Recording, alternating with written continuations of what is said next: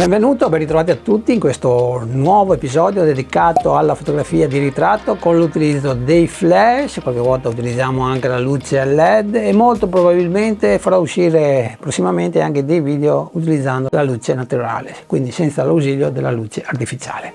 Fammi sapere se ti può interessare questa nuova tipologia di video. Allora, nel video di oggi utilizzerò innanzitutto in questa piccola sezione fotografica che ti mostro il V1 e lo utilizzerò in camera e ti spiegherò anche il motivo. Una sessione fotografica molto lunga perché era partito dal primo pomeriggio per terminare alla sera.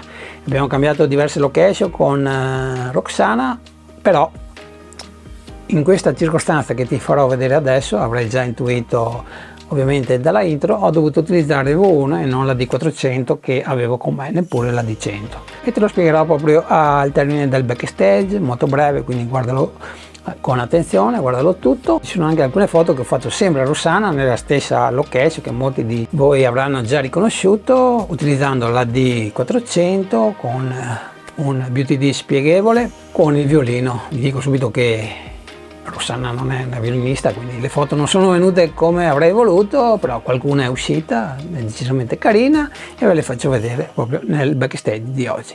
Quindi ci vediamo dopo e ti do tutti i dettagli.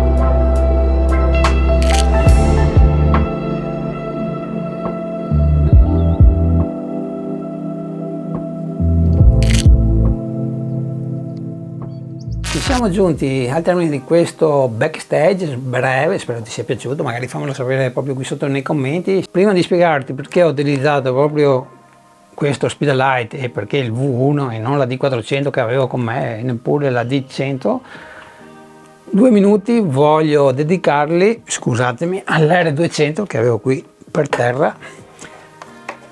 Questa nuova ring light della Godos, ve ne ho già parlato in 2 video, ma usciranno altri contenuti, quindi iscriviti al canale prossimamente, dove utilizzo proprio questa ring light per D200 D200 Pro, una potenza da 200 watt, quindi decisamente molto potente, e la vedremo, come ti dicevo, in vari video. Perché te la faccio vedere nel video di oggi? Per il semplice motivo che se ero già in possesso, era già uscita, purtroppo no, questa ring light, avrei utilizzato lei e non il V1, per il semplice motivo, non solo per la potenza che ha in più l'R200 rispetto al V1, perché ricordo che ha 200 watt. Quel giorno mi sarebbe stato decisamente utile per la circostanza in cui mi trovavo, che dovevo scattare a Rossana, ok? Decisamente molto valida. Purtroppo non l'avevo, quindi molto probabilmente, anzi senza probabilmente, ripeterò questo shooting che avete appena visto il prossimo anno con questa ring light. Allora, veniamo a noi, V1 e non a D400. Allora, il motivo principale innanzitutto era che non volevo mettere la D400 nel ruscello, nel torrente, senza avere con me un assistente, ragazzo, qualcuno che mi tenesse lo stativo. Avevo provato sinceramente a metterlo con delle pietre, però la corrente era decisamente alta, dal video non si intuisce, però vi garantisco che era pericoloso. E dalla mia esperienza che ho avuto in precedenza non me la sento di rischiare più, perché basta decisamente poco per creare il danno. Quindi l'unica soluzione era di scattare con uno speedlight in camera e l'ho fatto con il V1. Dal momento che siamo in argomento, altro consiglio che ti posso dare, ma non servirà a molti di voi, è di utilizzare la cinghia. Io la cinghia sulla fotocamera non la utilizzo praticamente mai, mi dà fastidio, specialmente da quando utilizzo le mirrorless, che quindi non utilizzo più il mirino ottico, neppure quello elettronico, vado proprio di monitor della fotocamera, quindi la cinghia mi dà fastidio. Però qui l'ho messa proprio per sicurezza, che dal momento che siamo con i piedi nell'acqua può sempre succedere un inconveniente, quindi non ho voluto rischiare, perché ricordo che il fondo dei torrenti non è sabbioso, ma bensì ha delle pietre e alcune sono decisamente taglienti, e quindi evitiamo incidenti. E altro consiglio che ti do, terzo, utilizza delle scarpe di gomma, quelle che vendono alla Decathlon, che possono tornarti utili. Quindi non entrare a piedi nudi come ho fatto io, così ti muovi più agilmente, sei più sicuro e puoi scattare in libertà. Rossana aveva delle ciabatte, quindi lei era più a suo agio, e ho scattato, come ti dicevo, con il V1. Ho scattato in modalità manuale, non TTL, proprio perché non volevo che le foto fossero una diversa dall'altra, però ovviamente se devi fare una cosa veloce scatta pure in TTL. Ho scattato in manuale, ho trovato l'esposizione molto velocemente, dopo ho lasciato mano libera a Rossana di posare come volesse, e dopo abbiamo portato a casa, almeno secondo me, qualche foto decisamente interessante. Qualche foto l'ho fatta anche senza flash, giusto per vedere come venivano, sempre con l'85 mm, magari era più opportuno utilizzare un 50 o addirittura un 35, però il 35 non ce l'avevo, era in assistenza, il 50 non ce l'ho, almeno a quel momento non ce l'avevo, quindi 85. Il 135 ovviamente non era opportuno.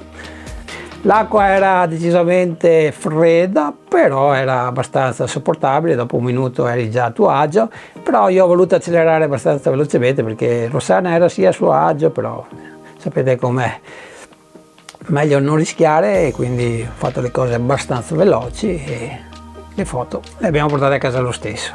Ok ragazzi, un video un po' diverso, di una giornata molto lunga, lo ripeto, magari altri video li porterò più avanti, e quindi io ragazzi innanzitutto ti ringrazio per essere arrivato fino a questo punto del video. Se vuoi supportare il mio lavoro, l'unica cosa che ti chiedo è un like, e ti do appuntamento alla prossima settimana o al più tardi fra 15 giorni con un nuovo video sempre dedicato alla fotografia di ritratto. Ciao e soprattutto grazie.